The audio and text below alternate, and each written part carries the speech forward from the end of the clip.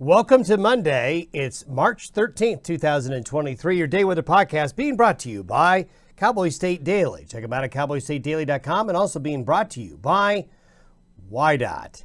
There's a small little break in the weather pattern. Yesterday we kind of saw it, but it was kind of a chilly day yesterday across the region. Today, especially Tuesday into Wednesday, you will notice temperatures getting warmer. In fact, we've got a little bit of a warm-up coming. Unfortunately, it won't last long, but many of you will enjoy somewhat of a moderating temperature pattern through Wednesday. Then a West Coast storm that's going to hit the West Coast late today, tomorrow, and into Wednesday. Well, a piece of that West Coast storminess will come through the central and northern Rockies and into the plains as we work our way into midweek. So mountain snows will increase again late tomorrow and into Wednesday across the Intermountain West. There will be colder temperatures, some snow and rain showers on the plains late Wednesday into Thursday. It's a pattern this week, not unlike last week. Last week, we saw big storminess on the West Coast. We saw a lot of snow at times in the northern plains and the far northern areas, but not much along the Front Range areas. That's kind of what's going to happen again for another week, a very similar pattern. And once we get to mid to late week, it gets colder again. So the mountains, the far northern plains and the far west areas are going to be favored for another week in terms of getting the best chances of precipitation. Front Range areas, kind of a bit of a snow and rain shadow again, at least for another week. That may change down the road. We'll show you that here in a minute. Now, for folks wondering if it's been a cold start to March, absolutely. These are the temperature anomalies for March. Since March 1st through yesterday, you can see the dark green there across Montana, a lot of Wyoming, into the Dakotas, along and north of I-70, and then the entire West Coast and Great Basin states. A very cold March. And if we go back 120 days, basically if we go backwards 4 months to where we are as of yesterday, this is the temperature anomaly essentially for winter. And you can see the kind of the bullseye, at least regionally, of the cold where the deep snow cover is in central and western and southwestern areas of Wyoming. That's really kind of ground zero for the coldest temperatures this winter, at least compared to the 30-year averages. And there's no indication to suggest we have a reversal coming. I'll show you that in a minute. Today's satellite photo, well, you can really see it. Here it comes. Another big swath of moisture coming in off the Pacific, headed right towards California. We still have that low spinning around up here off the coast of British Columbia. So the pipeline is coming on into California. You can see there's not much going on right here other than some low clouds across the interior high plains region. But this flow of moisture, again, going to batter the far western areas. So this is why the mountains and areas west of the divide will again get another round of heavy precipitation. So you can see the lows right here, just off the coast of California, Washington, Oregon, and British Columbia. But a westerly flow here means that milder air from the Pacific gets pushed in. It's not terribly warm air, but it's warmer than it's been.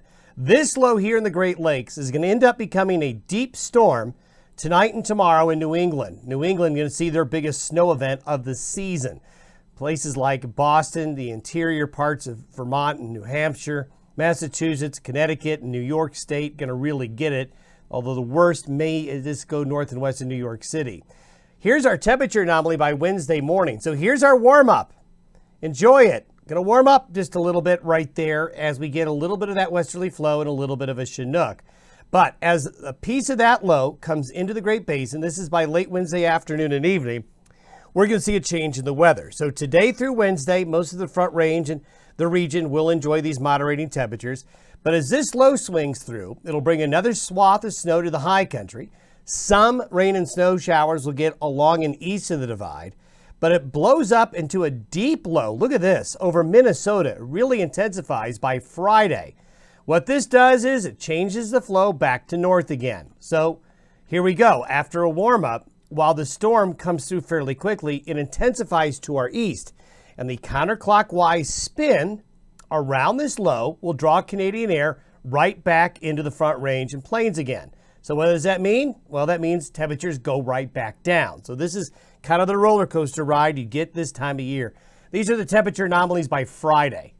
So just another push of really cold March air comes in behind this warm up. that's going to last. So take advantage of the next 3 days. It gets cold again. This is the 10-day temperature anomaly. So for the next 10 days, what this is showing is while we do have a few mild days coming up, the overall general trend for the entire country is going to be below average for another 10 days. This is the precipitation forecast through Thursday. So you can see the heavy precipitation along the west coast. You can see the heavier precipitation getting into the mountains again of the Intermountain West. So that March snowpack will continue to grow. Then we're going to see, like we did last week, some areas where it will be snowing a little bit more out onto the plains. But you can see these gaps here along the Front Range where there's some showers, but really not a lot. There's your snowfall forecast through Thursday. So South Dakota going to get snowed on again, parts of northern Nebraska and Minnesota, North Dakota, eastern and northern areas of Montana again, while the higher terrain gets wet, heavy March snows. With the sea surface temperature anomalies really changing, we talked about this last week. Look at all the orange there that is there now and how much the blue is just about completely gone. But I want you to really focus up here because you see this contrast between these colder than average sea surface temperatures along the coast buffered up against this warm pool relative to average right there.